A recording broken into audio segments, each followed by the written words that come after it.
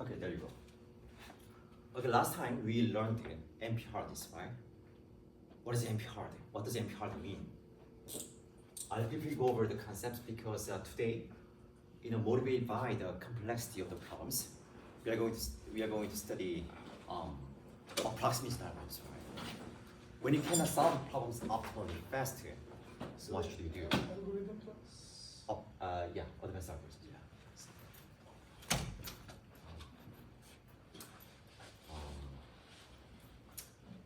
Okay, so let's go over NP. What is it? Okay, first of all, what is P? Yeah, the class of problems you can solve in polynomial time, right? And then what is NP? Non-deterministic problem. Yeah, that's the name, but what does it mean? We can verify algorithm quickly, but we don't know how long it will take. Excellent, good. And then, okay, what about NP hard then? Okay.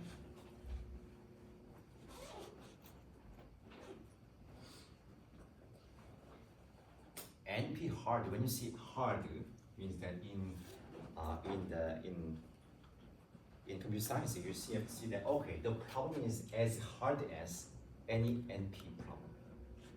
Okay, so therefore, furthermore, we define this. So like we also define the NP complete, right?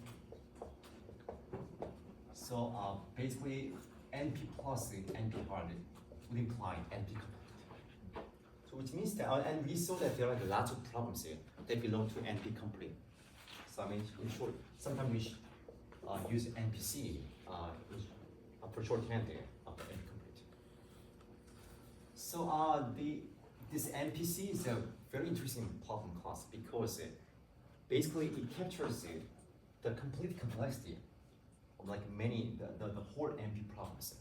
So if you can solve any problem belonging to NP complete fast in polynomial time, it would imply that you can solve all problems fast, right, that belong to NP hard, in the NP class. Therefore, most people believe that there should not exist fast algorithms for all NP problems, or NP hard problems, right?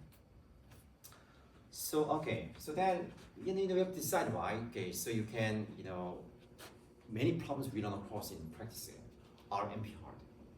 They don't belong to P. I mean, maybe it's hard to say because we just don't know how to solve them for time. But many problems we run across are NP hard. Okay, so we don't expect that we can solve them efficiently. Okay, then what should you do? We have to solve them. So sometimes if the problem input size is small, you can solve it optimally. I mean, it just takes a long time, but you can solve it. But in many cases, we have a big problems, right? We have big inputs to solve. In that case, what should you do, right? So well, we need to get some solution, right? Still, like a better solution is better than nothing, right? So we are going to compromise the optimality. So that's why we study approximation algorithms. Okay, so these algorithms are, these algorithms run fast here. So I want to be careful here. By fast, I mean by poly time solvable. This is arguable because look, I mean, polynomial time means that it can be n or n squared, like n, like quadruple, like even like n to the 100, right? But obviously this is very slow, right? Mm-hmm. So, but this is like kind of a coarse like classification. Or we are going to assume that polytime algorithms are fast at the high level here. Of course, if possible, we are going to try to develop faster algorithms. But it's like the first kind of a classification, like polynomial time or non-polynomial time. Okay. So then, okay, it's fast. However,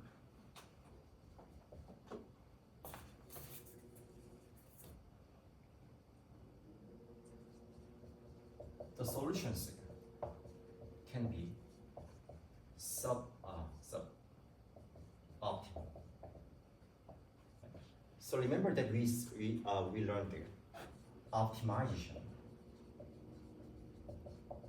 problems and dispersion problems, right? Okay. So mostly we are interested in optimization problems. We have some objective to maximize or minimize. However, we study those dispersions, right? To study complexity of the problems. For example, in max click problem, does the graph have a click of size k? The answer is yes or no, right? And then remember that for dispersion, so for every instance, you can decide a yes instance or no instance. It's easy, right? So if instance is yes, then it's yes instance, otherwise no instance. Okay? Good. So we are going to in approximation algorithms, we are going to develop fast algorithms. Okay? That may not necessarily give optimum solutions. However, we still want some guarantees, right? We just some nice guarantees. That's the goal of approximation algorithms.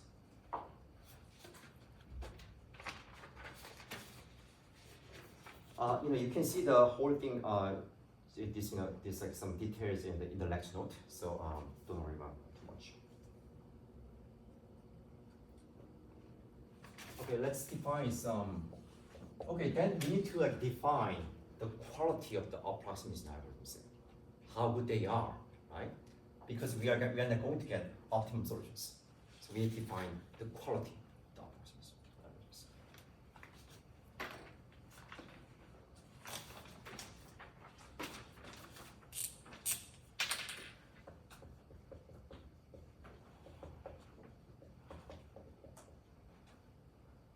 Approximation ratio.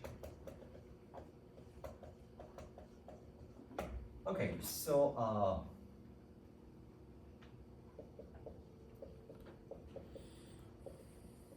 the followings are mean the same. One, algorithm A, usually A, just to stand for specific algorithm I'm talking about, is an alpha approximation. Secondly, algorithm A has an approximation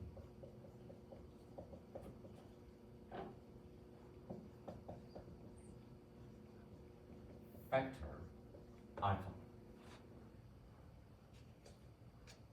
Or you can say that algorithm A's approximation ratio is alpha. All these have the same meaning. And what does this mean? So, okay.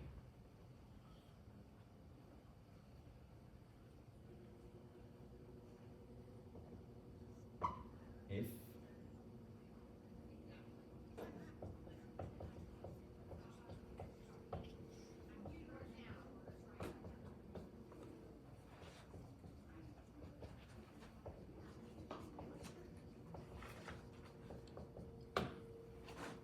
okay, so this is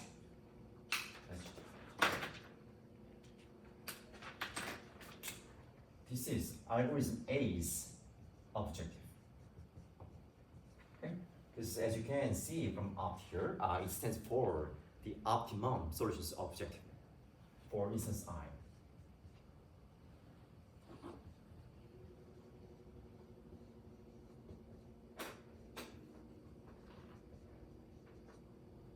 Of course, on instance I, right? Okay.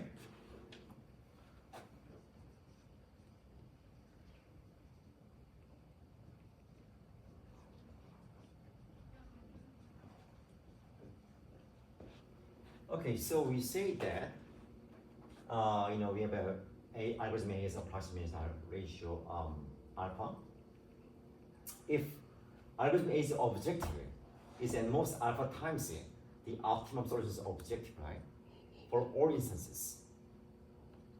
Okay, for any instance, we are guaranteed to be at most alpha factor of the optimum. Okay, this for minimizing problem. Suppose we want to minimize some costs. Okay, and then okay, we may not be our solution may be more costly, but not too much. At most alpha times more. Okay, so by definition, alpha is at least one, right? Because you cannot be smaller than optimum solutions cost, right? Agree? Okay, so if alpha is close to 1, then it's better. It means that we have a better approximation.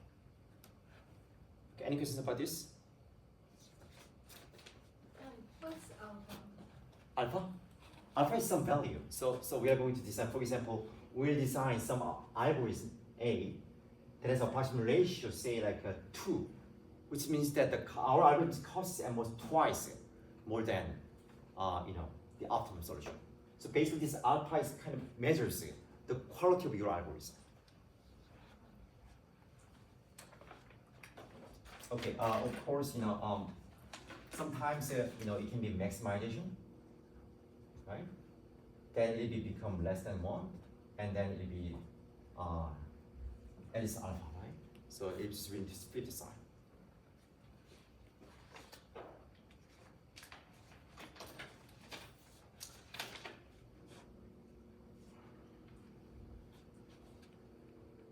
So I want to make some comments here. As you can see here,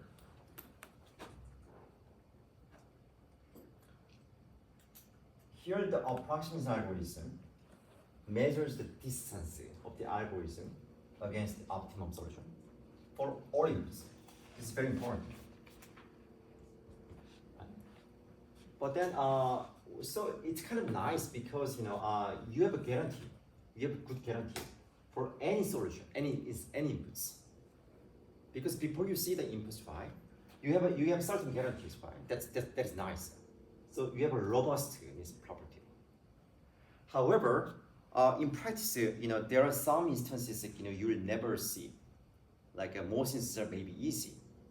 For example, if you think about say sorting, right? So probably some of you run some sorting algorithm, say insertion sort, right? It can take n² time. However, if it's already sorted, then it can run much faster. Okay. So this alpha can be kind of pessimistic view, because when you say all instances, they may include some pessimistic instances you'll never, almost rarely like see in practice. So there is some criticism against this approximation algorithms. But however, we still want to think about this because, as I said, it gives us some robustness guarantee, and by designing approximation algorithms, we can learn some algorithmic ideas. Okay, but it doesn't mean that we should not use heuristics. Okay, there are like lots of heuristics, for example, like a local search and like like genetic algorithms. But the good thing is that usually, once you have some approximation algorithms, this can be your starting point. You get some nice solution, and then on top of that, you can further optimize it by applying lots of heuristics. Okay. Good. So there are like more things, but I'm not going to cover all this because we have a special topic course approximation algorithms, which I taught. So here I just try to give you like high level overview about approximation algorithms. So as I said before, so so we need approximation is important because in most cases you cannot hope to have optimum solutions. Maybe the problems are NP hard. Maybe you don't have the whole input. Maybe it's kind of stochastic, or sometimes the inputs are so super big, then you want to have really fast algorithms, compromising optimality. Okay, so approximations are needed in many places. Okay, that was gentle introduction to approximation algorithms and what are approximations and why we do this. Okay.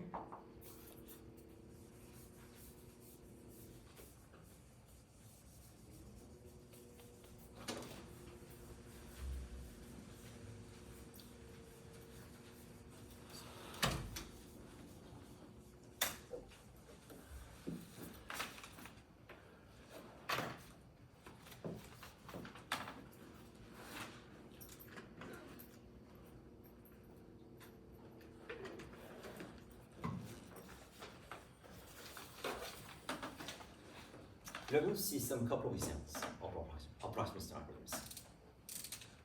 The first problem we are going to see is called the K-center problem. Okay. So what's the problem here?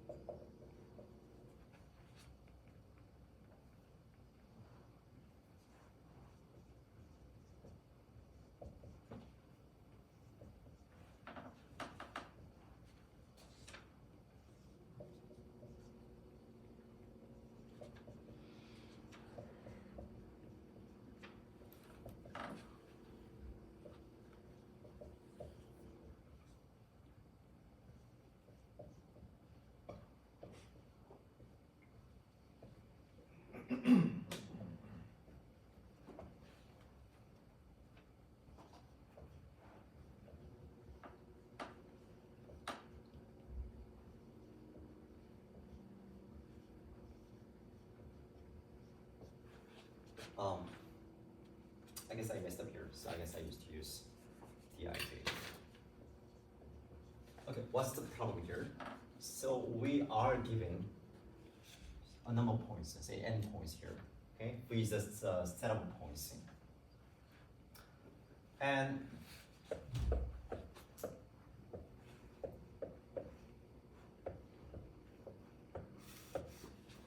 okay, and also we are given distances between points is dij.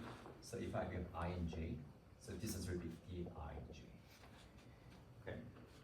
We're going to assume that dij is forms a metric. Okay, what does that mean? It's a pretty like much like what you can think of. I mean, this is very natural. So a distance between the same points, right? Dii is to be 0. And it will satisfy triangular inequality. Okay? So if you have like ij, l.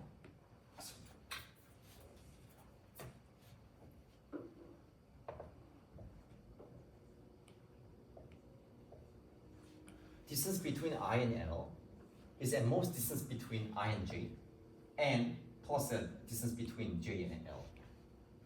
Right? I mean, of course, there's a there's this is like kind of a if you go through like a j, right, then it will be detour, right? Therefore, triangular inequality is very natural. one example is that, of course, you can think about like the most like, natural example is distance in the Euclidean space, the actual distance between these 2 points, right? If the points actually reside in Euclidean space, or you can think about say, okay, maybe you have like a map or graph, right?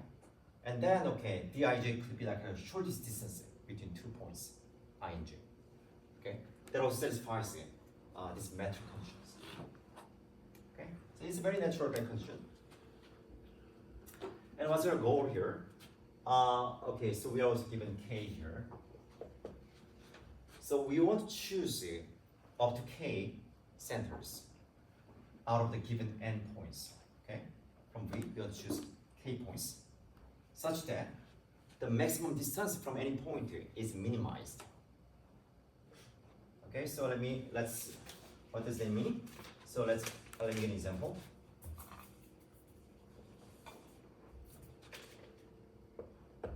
Okay, I think I can draw the following. Okay, suppose I choose this and this and this as centers. Okay, in this example, k equals 2. Right? Then you know what you want to do, guys. So now imagine that you want to assign each point to the closest centers you have chosen. So this for this one, this is closest, right? This is the closest one. Maybe it's not. Okay. My drawing is terrible, so don't be deceived by this one. So I think this one. Right? And now, like imagine that these are the clients, right? And these are some like useful like warehouses or like facilities, right? And we want to minimize their moving distance. Does it make sense? Okay. Then or like equivalently, you can like think about like doing a ball. Okay, say like this radius is r. Okay. And you give the radius r. I'm sorry, this is circle. A radius r. Right? So like what do you want here? Okay, so another one. If I put the problem another way, equivalently, so I want like to draw 3 circles of minimum radius to cover all the vertices. Does it make sense? Now I want to place it like a k circles, right? With some points as centers, such that I can cover all the points, right? But I want to minimize the radius. Any question about the problem definition? It's good? The sequence the radius is equal between Yeah, all because the here, sequence? so, right. I mean, here we are interested in the maximum distance, right? Minimize the maximum distance by any point here. So, you pay for the maximum travel distance of any client to the closest center. Yeah, I mean, so for example here, right? These clients are way inside, this ball. But anyway, we need to pay the maximum like radius for radius. So you can imagine that we use circles with the same radius, okay? And then and you want to cover all the points. So if we Yes. have a node which is equidistant to each of those centers, then we consider association with just one. I'm sorry. Like for example, there is a node which is equidistant to each of those centers. Oh yeah. So yeah, if so I guess your question is that okay, suppose like there are points, right, and they are like all it's kind of a so yeah, so the picture can be a bit misleading because it's in Euclidean space I cannot draw like what you were saying. But suppose like the pairwise distances are all equal, right? Then I can choose any point as center, right? Then the distance will be the radius will be just the same pairwise distance. Okay, like this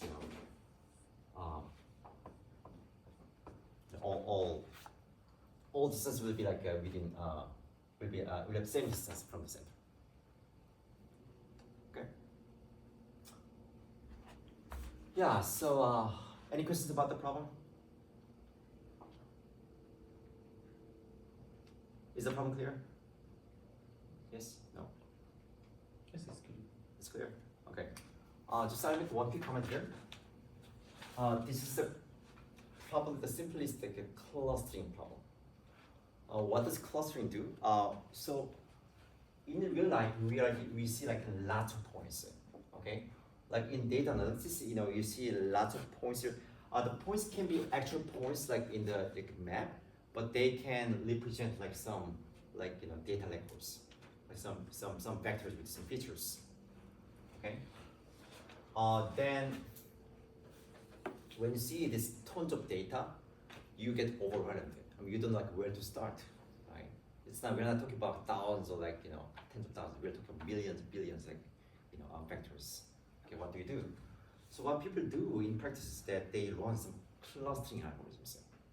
Like clustering means that, okay, there are lots of points, but I want to kind of summarize what they, I want to summarize the input into small number of points. Okay, like these red points probably will capture like the whole point set. Okay, then you can see what is going on. At least you have a better idea. Like one comment I want to make is that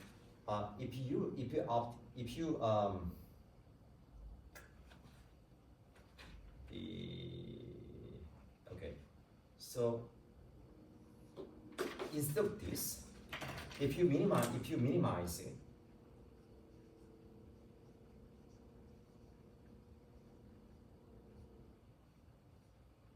right?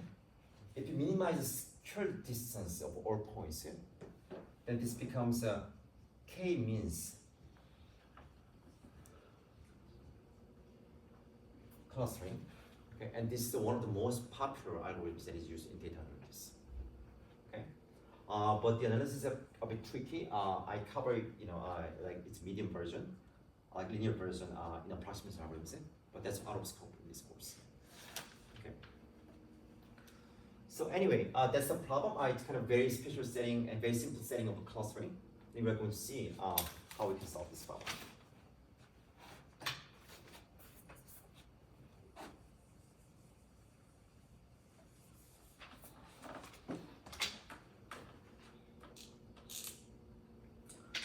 There are two algorithms we're going to cover, but I mostly cover one algorithm.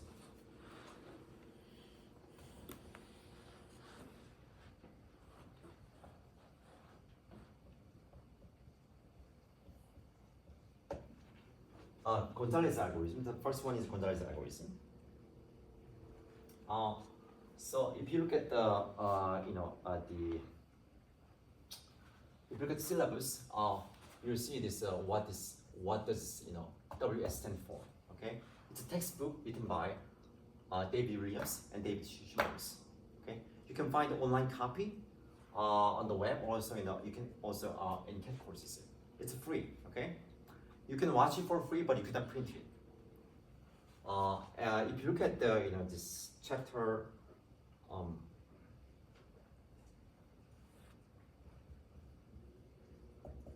if you look at theorem 2.3 in this textbook, you'll see the proof why this algorithm works. But I just describe the algorithm because it's just good to know.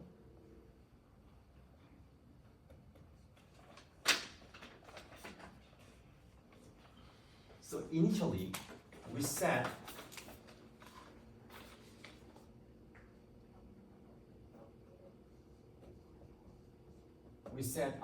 S is empty set. Okay, we are going to choose more and more. Right, we're going to choose K centers and we're going to add them to S.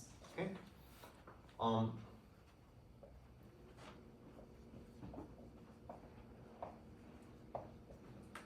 Repeatedly add J.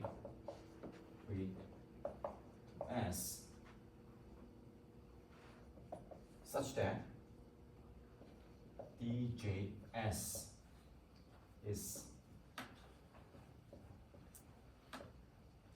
maximized.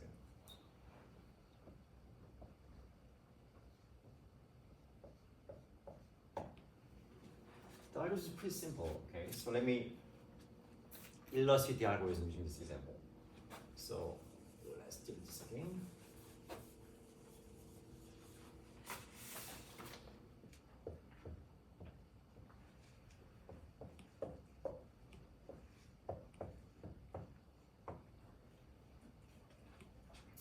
Okay, so we start from initially we have a 0 samples we have chosen, right? Okay, then we are going to add it. Okay, so I guess we gotta be a bit careful. So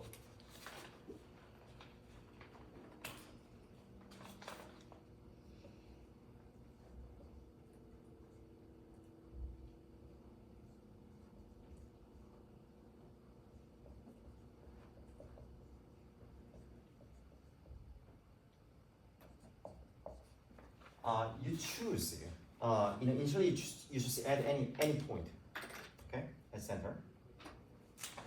Suppose I choose this one, okay? Okay, and then what do? You are going to find the point that is farthest from this. So I think it's probably this is the farthest one. So let's choose this one. Okay. Okay, we have chosen 2. We need to choose one more, right?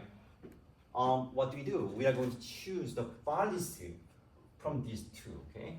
So how do you define distance between a point and a set of points, okay? So we define it as this, right? Distance between a point and a set of points, S is defined as the minimum distance between I and any point in set S, okay? So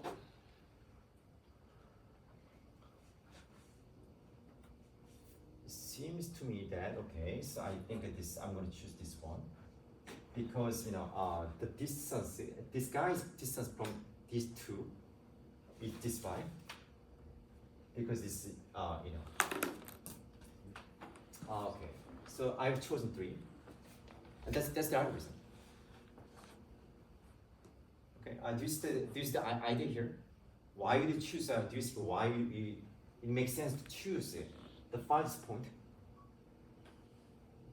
from the set of points you have chosen? Okay, in every iteration, we add a new vertex as a center. And that is whose distance to the current set of centers is maximized, right? At least you should get some intuition. Okay, we are going to see another algorithm, okay, with proof. But at least I want to get intuition out of this algorithm, and before we move on. Yeah, because the cluster don't coincide. Some points will be like equally applicable to 2 different centers, that's why. Yeah. So yeah, basically, yeah. Like like if you think about the balls, right? We want we want kind of some cover, right?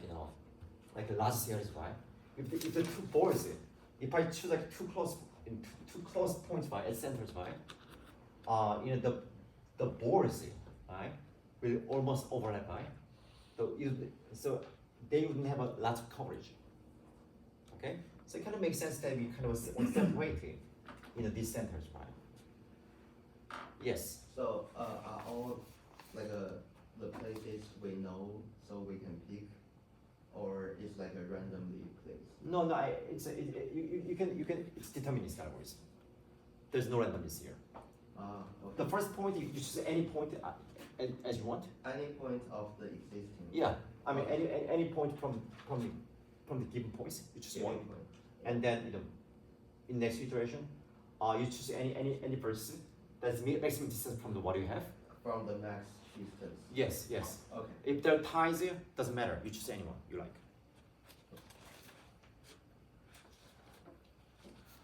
And then if you the theorem shows that this algorithm is true approximation. Okay. I'm not going to show this in this proof. I'm not going to prove this, but if you're interested, you can read it. But now we want to look at a kind of a simpler algorithm. I mean, it's not really simpler, but it's conceptually simpler. Okay. So let's do.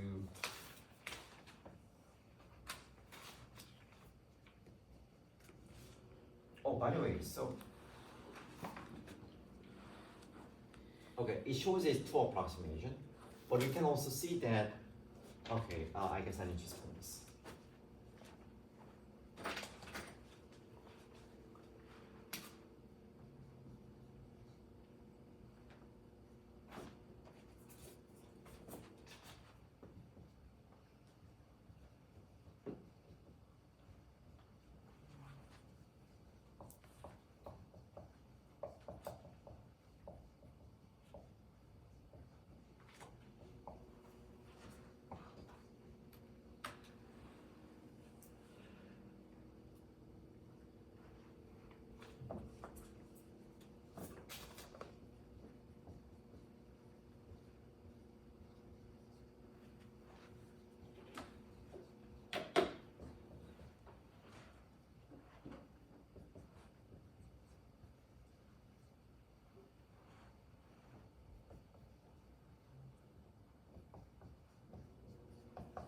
Okay, I just wrote it because it's first time. So okay, it's we say it's okay, it's two approximation, right? Which means that, like what you know is that this a of I divided off of I, right? Is n minus 2 for all I, okay? And let's record this, okay? For any instance I, algorithm's object is n minus twice of the optimum solution. Okay, that's what two approximation means, okay? But now you may wonder, okay, oh, is maybe, you know, we only show that it's, but it just says it's n minus 2, right? But it doesn't say that, okay, it can be like maybe 1.5 or 1.1, right? Right. But now, the next point we are saying that, hey, there is actually an instance for which the algorithm actually outputs solution with cost twice more than the optimum. Which means that, in other words,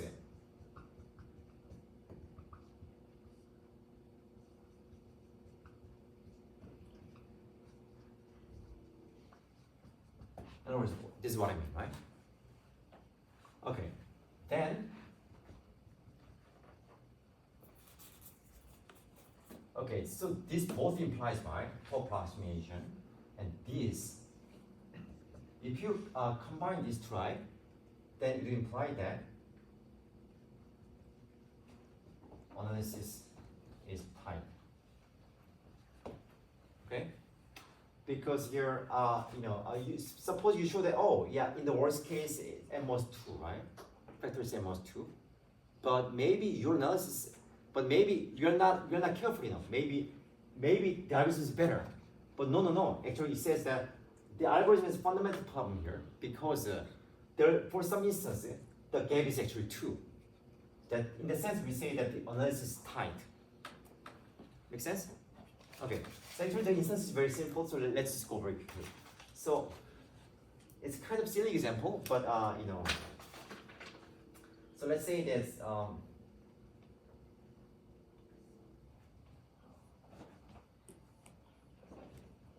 okay. So suppose we are given 3 points on a line, okay? But k equals 1. Now tell me, so what's the optimum solution? What do you want to choose here? At center. K equals 1 means that you can choose only one center, right? What do you want to choose? The middle one, right? Obviously. Then what's the cost? It's 1, right? Good. So opt is 1. But the algorithm, right, can choose any point at center, right? So like possibly you can choose this one as center, right? Oh, then it's you know, the distance is 2, right? So the gap is 2 for some instance. So this algorithm actually has a gap. It's not. It doesn't give you optimal solution. It has some gap, factor 2, right? So in the sense, it's the analysis tight. Okay, now let's. I guess I can delete this, right? So.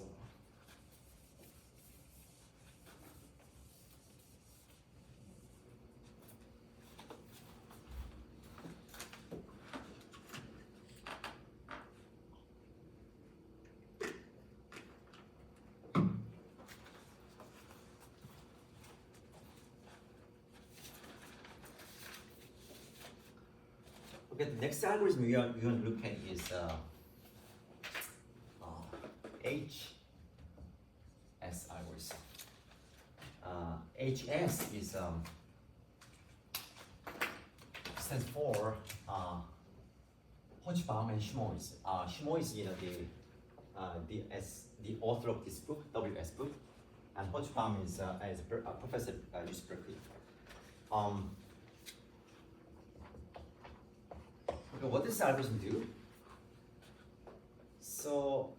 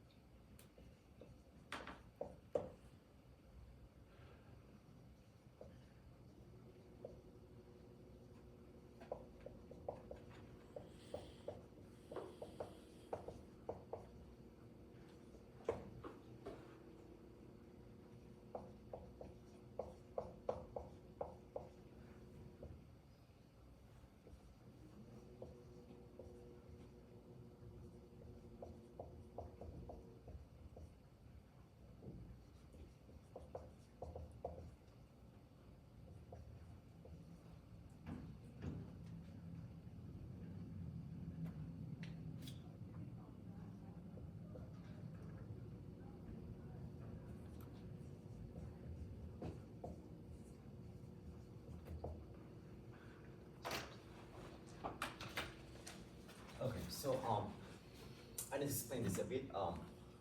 This may sound a bit confusing, but let me explain this away. So we are going to remember that we can interpret the solution as a collection of balls, right? We can imagine that we can place the balls, right, circles with the minimum radius. Okay, so like the optimum, like the optimum solution cost is called the optimum. Suppose we know the value R star. I mean R. I use R because it kind of stands for radius, right? And I put star because to emphasize that it's an optimum solutions, radius or up. Okay. I'm going to explain why it makes sense, right? But let's assume that we know this value R star. And we are going to kind of later. We're going to show that why it's okay to assume this out and I explain. But assuming that we know this value of R star, we can design a very intuitive algorithm. Okay, so what does it do? So as before, we start with empty set and add any vertex, arbitrary vertex you like to our set S. Okay. And then, as long as we have chosen K centers, we're going to add arbitrary vertex J to S. If there is a vertex J that is far from the current set S, okay, if the distance is more than twice R star, we're going to say it's far away, and you are going to add J, such J, to set S. Are you here?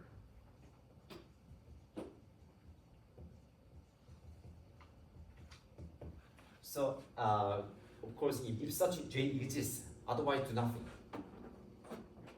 Okay, and then we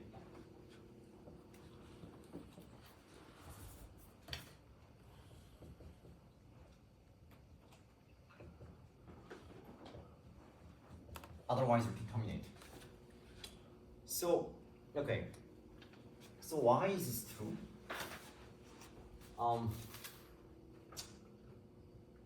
It is very kind of a nice.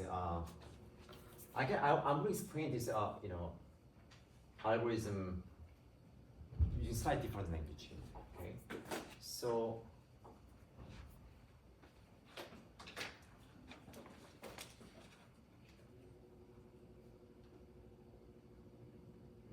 let's do this.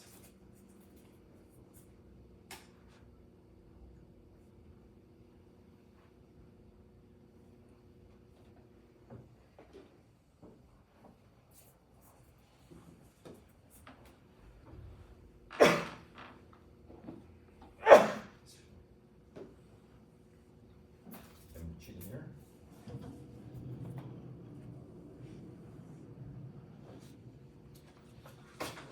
Okay, so I draw some. These are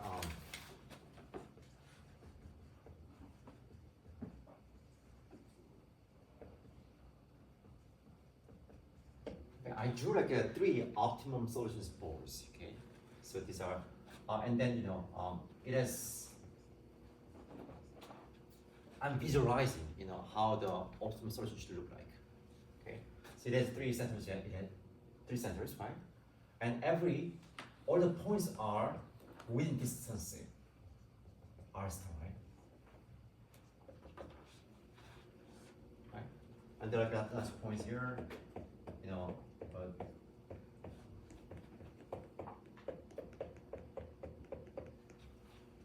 okay, I mean that makes sense, right? Because we know that we know the optimum, right?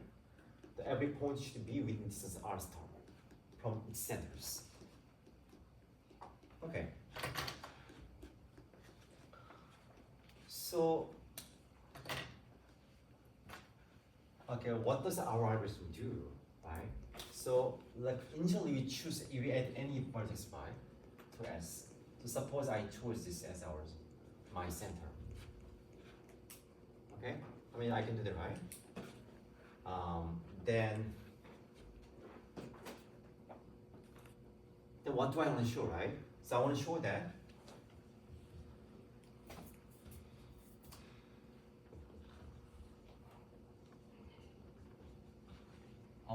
this algorithm is true approximation.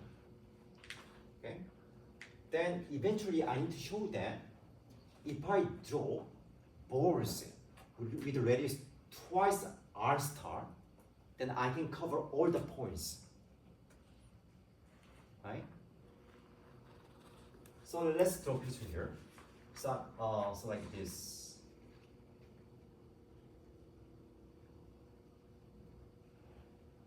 I mean, this radius would be twice r star, right? Okay. Then do you see that? Maybe this picture is a bit like a sense view.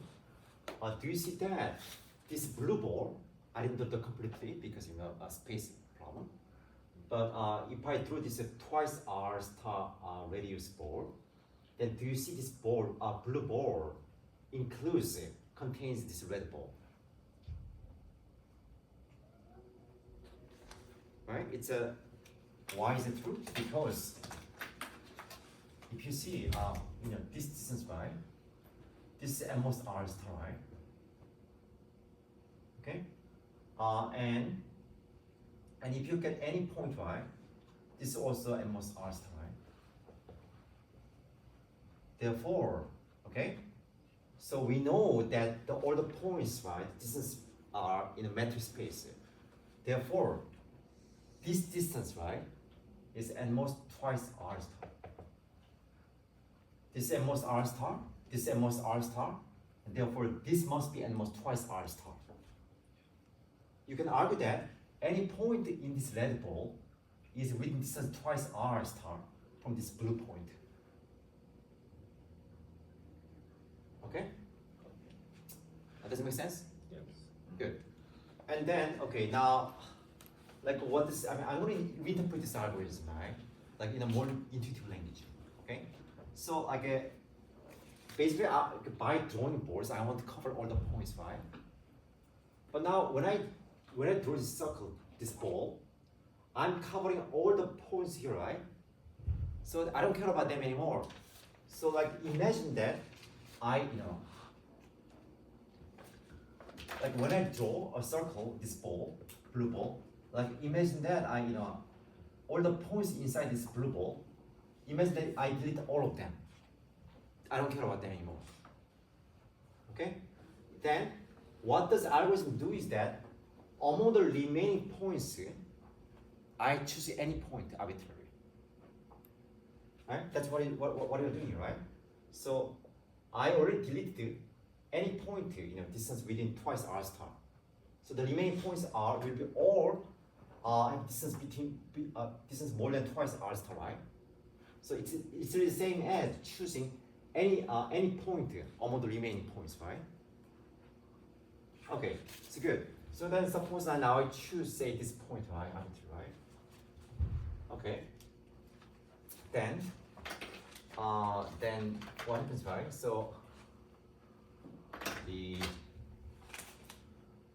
again, if I do like a ball of twice r star values, right? Then this blue circle will include this red circle, right? So that I can delete all these points in this red ball. So basically, in every iteration, whenever I choose a new center, right, I can completely delete one red circle, right? Because there are k red circles, right? So because I'm going to choose k blue points or k blue circles, I'm going to cover all the red points. That's the idea. Make sense? So we are just reducing the number of keys. I'm sorry, can you repeat again? We are reducing the number of keys. We are reducing what? The number of keys, the points, the center points. Okay. Here, the argument is that we are so the points within this blue ball, I'm happy with them because they are within distance twice r star from the centers I've chosen. So I'm reducing the number of remaining points. Okay. Whenever I choose a new center, so I can completely remove like the points. At least one red ball, right? And they're like k red balls, right? So in every iteration, I can completely just kill one red ball because there are k red balls. After k iterations, right? After choosing k centers, I can kill or like remove or cover all the red balls. Does it make sense? Yeah. And just I just make I can make more formal. Do you want to take more like a equation here? I mean, I can write more formally. I mean, you can find them in the lecture note, but I can do that if you want. Do you want to do that or not? You good? You're good? Okay, I'll just give you one caveat here. So, it's possible that before adding, before choosing k centers, right? You have covered all the points. It's possible, but you're even happy, right? Without even using k centers, you covered all the points. All the points are with distance twice r star. Then you are done already, right? So in either case, you're fine. That's why you have two approximation. Good. Okay. Because optimum solution is used to reduce r star, but we are using twice r star animals, right? So it's two approximation. Okay. Now there's some assumption we need to remove, right? Because we assume that we know the value of r star. Y is okay, right?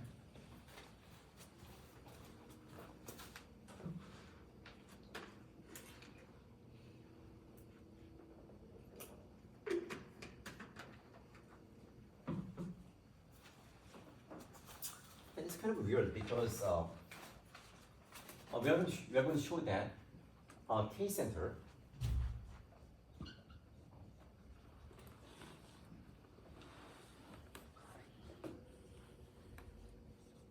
we're going to show the k center is NP hard.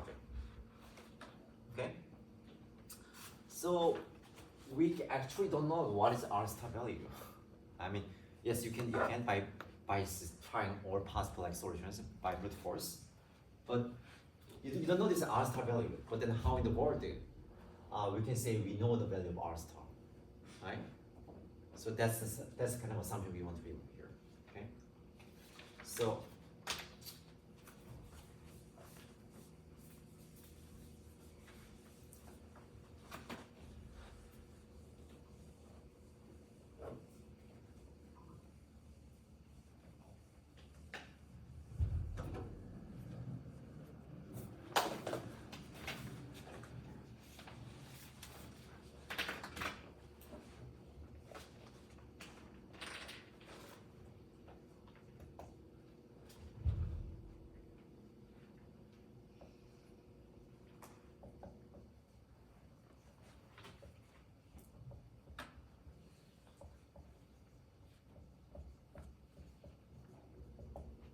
Okay, suppose G, let's say the G denoted the guess value, our guess of R star. Okay, then obviously we can say that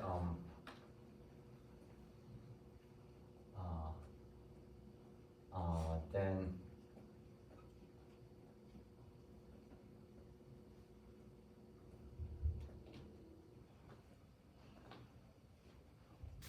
one like obvious observation is the following. So I don't know R star value exactly. However, I know like a very like naive bound here. So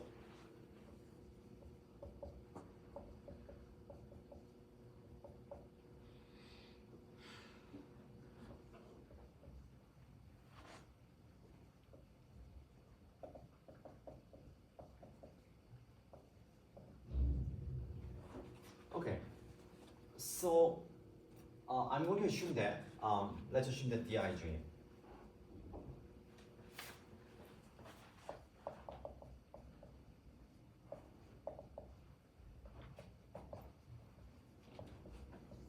Okay, for simplicity, I'm going to assume that Dij are integer values. Okay, so I mean, if not, just we can just kind of round up. Doesn't matter.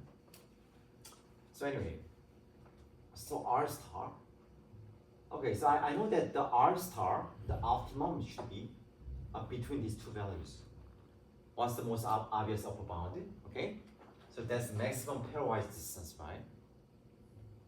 Even if you choose only one point, if I'm willing to use a huge radius phi, then I can cover all the points, right? This is the obvious upper bound. And the obvious lower bound is that, okay, like minimum, like pairwise distance, right? So I know the R star lies between these two lower and upper bounds. Let's call this L, and this call R. Okay.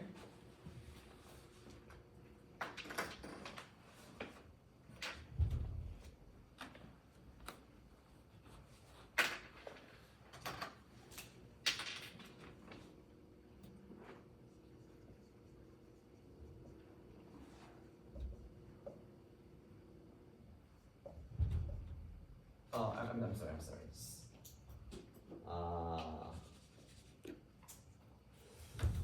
I'm sorry. Let's just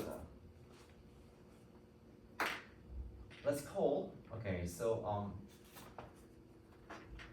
okay, so then I can, to make my notation kind of simple. So I'm going to use this, right? The same, right? It's it should be greater than minimum pairwise distance minus 1, right? It's the same. So I just say this is I'll call this L, and I call this R. Okay.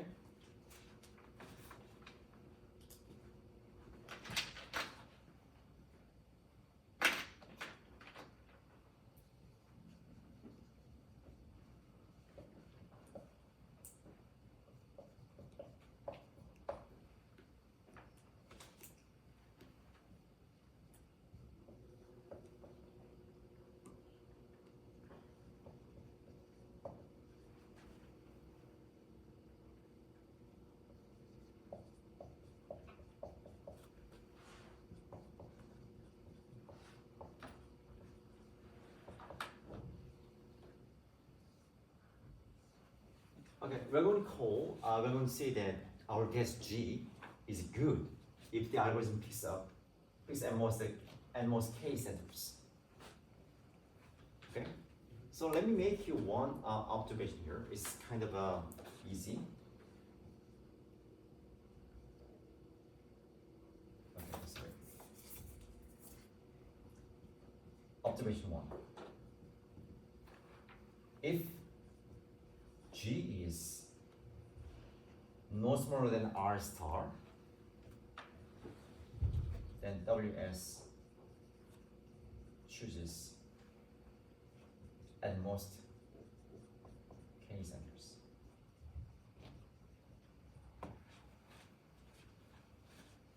Agree? Okay, we know that if G is exact to R star, then we know that this is correct, right? But now we're saying more here. Okay, suppose our guess is overestimation. Then the algorithm still chooses at most k centers. Does it make sense? Why? Okay, I mean we were able to cover this one red ball, right? Even if you use only twice R star radius. But if you increase the radius, right, then of course we can still cover this red ball. Okay? So if you in other words, if you overestimate, then we'll still choose at most k centers. Make sense? Good. Okay. Then okay, so here's the deal.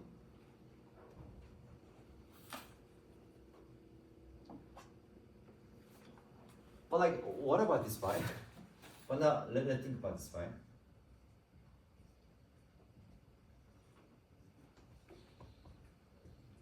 What does happen? If G is less than R star, what happens? We may need more than k centers. Always or no? Sorry? Always? We may or so you're saying that yes, we may need more than k centers. But is it always the case, or sometimes you may end up choosing still at most k centers?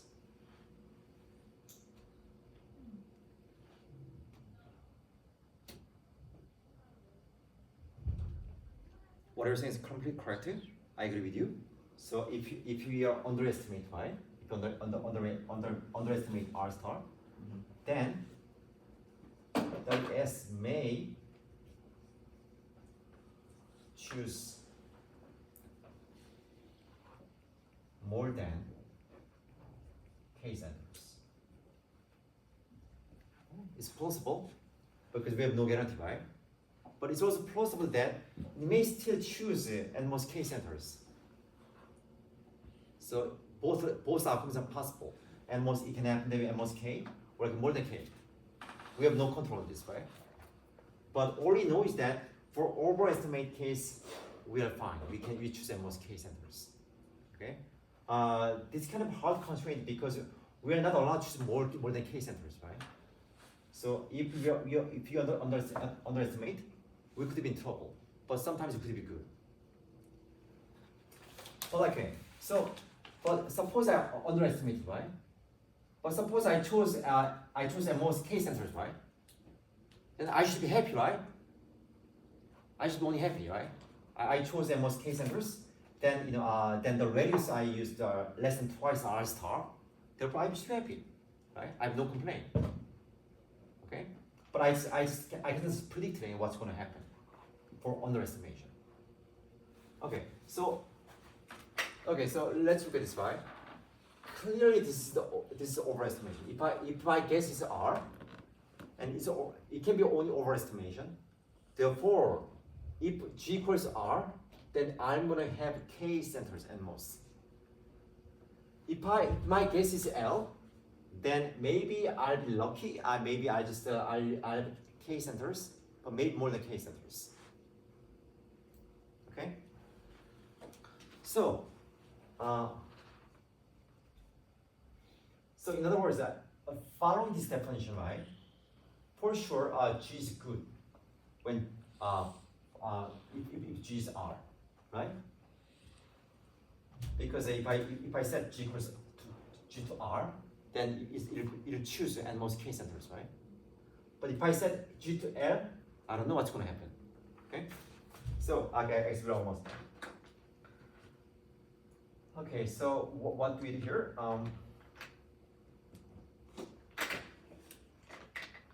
Basically, we are going to do binary search.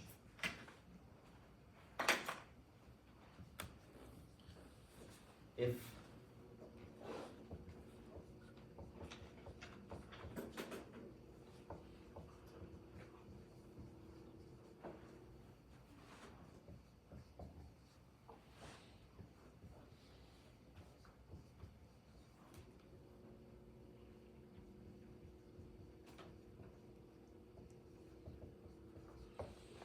okay, so what do you do? What do you know? So okay, we start with okay, we have a some kind of upper bound, low one, upper one here, right? So right value should be between in these two. Okay, so as a typical binary search do, so let's choose that let's try the median, right? The median value of this R N and R. Okay, so we start with some like a L and this R. Let's try to say middle value, right?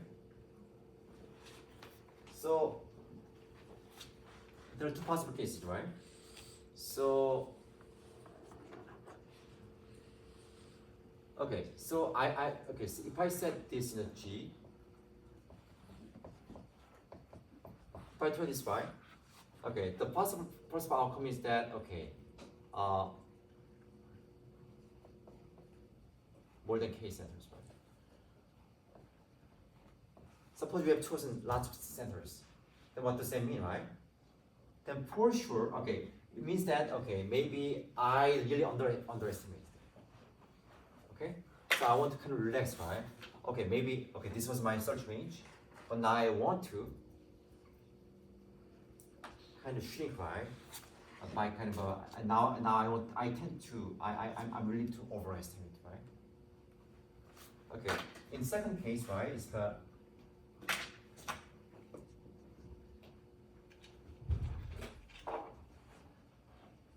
and most k centers, right? In the case, I can hope that maybe it's good, right? Maybe I overestimated it, right? So in the case, I just try this, the left side. Okay, and the invariant is the following. So if you look at this, if you look at the this the upper bound, right? The invariant is that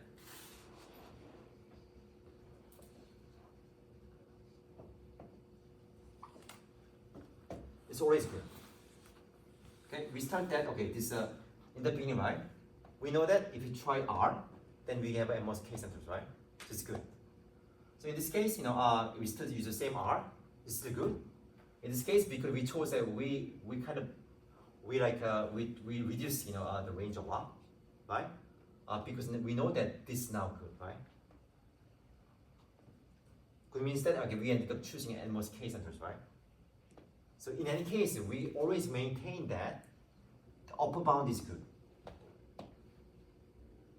Okay, so if you look at this range, so yeah, at least one, like particularly the last one, right? The upper bound is good. If you try this as our guess value, then we are going to choose n most k centers. We repeat this, right, until until the L and R meet. Okay, and then we just return R at the end. That's it. Does it make sense? Okay, so it's interesting because the idea is that even though the problem is NPR, right? We can still assume that we know the value of R star. Okay, by trying binary searching, it works because we want to know is that like it's kind of one-sided error, right? If you for overestimation, the algorithm still go through. Although like if you underestimate, then we may screw up, right? So using this kind of one-sided error, right? Using the fact that we can tolerate this one-sided error, then we can, by doing binary searching, we can assume that we know this value R star, okay? And then use the algorithm. Any question about this? Yes. Is Gonzalez's algorithm faster? Like which one's faster, HS or Gonzalez? Or do they run the exact same? As Gonzalez algorithm is slightly faster, slightly. It's slightly faster, but it's kind of the reason why I'm covering this is because it's easier to explain, and then also it's kind of easier to kind of adapt to other settings. So later we are going to see, we are going to learn map reducer algorithms, like how we can kind of extend this kind of algorithm to more general setting, like a big data setting. Okay. In the case, it's kind of hard to like generalize Gonzalez algorithm. I mean, it's possible, but this will be easier to generalize it. That's why we are also looking at this algorithm. And it's not possible to do better than an alpha factor of 2? Yes, yeah, we are going to see that. Yes. We're sure to see that actually you cannot do better than 2. Okay, so this is the best algorithm. Any questions?